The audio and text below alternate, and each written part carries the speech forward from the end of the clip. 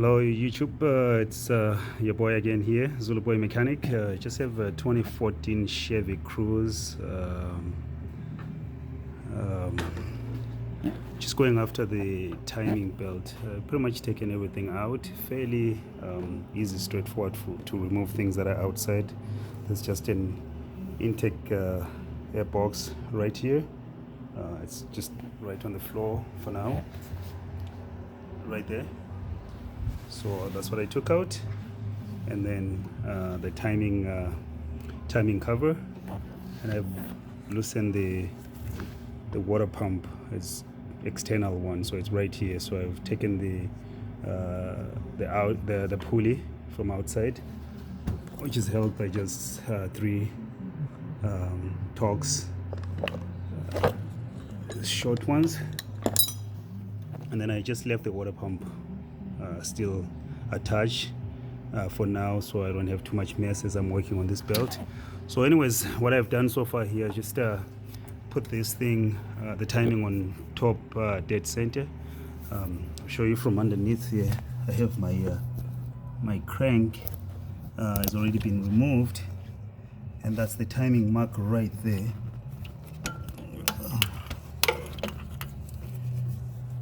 Sorry, I'm sure you can see that notch.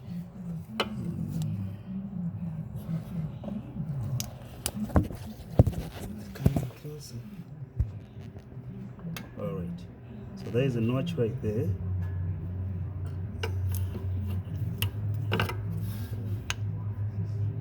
Okay, right there. So I've lined the sprocket with the notch that's on the engine, on the engine side. And so doing, at the top I have these two cams.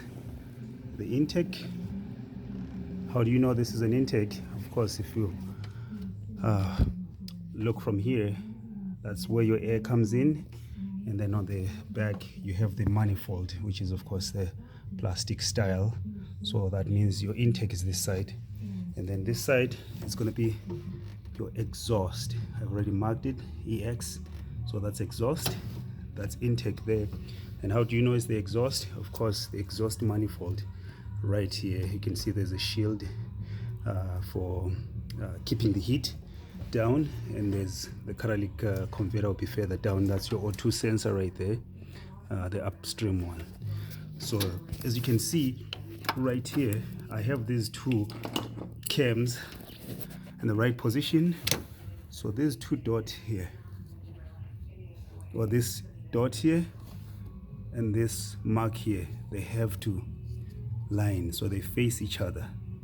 And then I just did my own markings in top, because I don't have there's a special tool that you normally use for this job to hold them in place, but I don't have it. So that's why I'm doing all this. And for now, I'm just gonna go ahead and remove this belt and put it on. Just quick things to note with this belt. Actually, it's not too bad. It's still good. It's probably the original belt from the way it looks. It's still in good condition, but I did inspect it, and the customer asked for that to be replaced. So I'm just gonna go ahead and do it. And then I do have a new kit here. So that's the new belt right there, and then I have the tensioner and the idler right there, still in the plastic, and there's a new water pump and the O-rings. I have them there. So there's two of them. I don't know why they send me two. I will see when I get there, in case if there's two different styles, but I'm assuming it should be just a regular O-ring, nothing special. But anyways, so I'm just gonna go ahead and do the job. Hopefully I'll be able to show you the end of the product. All right, so the new belt is in. As I said, it wasn't fairly easy. I don't have those tools that they recommend you buy. The tools, you'll be actually using them to hold these phasers here, the cams, so right here. And then there's another one, you have to take off the valve cover, and then you hold the cam as well inside. but I didn't do that. I mean, you can do it without the tool. So right now I'm just gonna have somebody turn the engine for me to show you. I want these timing marks. You see this one and that one and this one and that mark that I made, I want them to line, and of course at the bottom as well. So go ahead. So we just do yeah, we turn it before we remove the pin, the tensioner pin. Yeah, so just to note, the pin is still there. I haven't pulled it yet on the tensioner. So you can still turn it, nothing is gonna happen.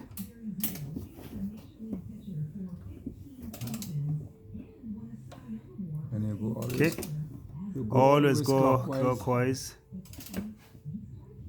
Okay, so going.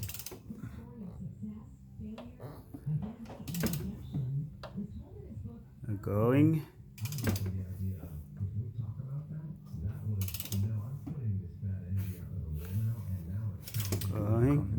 Okay, so we're almost there. So I'm watching this intake side. You can see right there I'm lined, but there's two aligned. Of course I made another extra mark on the side here just to be careful, and then this one right there, it's lined, and those two that I made also lined. And at the bottom, if I go under, show you, might be a little bit tricky, but again, okay, right there you can see the notch at the bottom, and then my white mark on the sprocket, all lined. So at this point I know that everything is good. I'm just going to go ahead and pull the pin, and then I'll gain that tension on the belt, both sides, so this belt won't have that much of a slack. So you can take a pliers and pull it, or a hook. Alright, so I'm gonna pull that pin right there. You heard it snap. So this is now under tension. Look again, the marks are still lined, and that's still lined. So at this point I'm just gonna go ahead and replace that water pump right there. Fairly easy. If you have to do this one on these cars, you don't even have to do the timing, unlike other cars, which is it's driven by the belt, but this one is outside, so I had to do everything together. All right, so I'm just going to put everything back. The covers, that's all remaining, should take another maybe 10 minutes and I should be done, and the car should be ready. Of course, I'm going to put fresh coolant right there. Coolant is pretty much empty. She complained that the water pump was actually leaking. All right, thank you once again for watching my videos, and I hope you learned something. If there's anything I can help you, send me a message. God bless.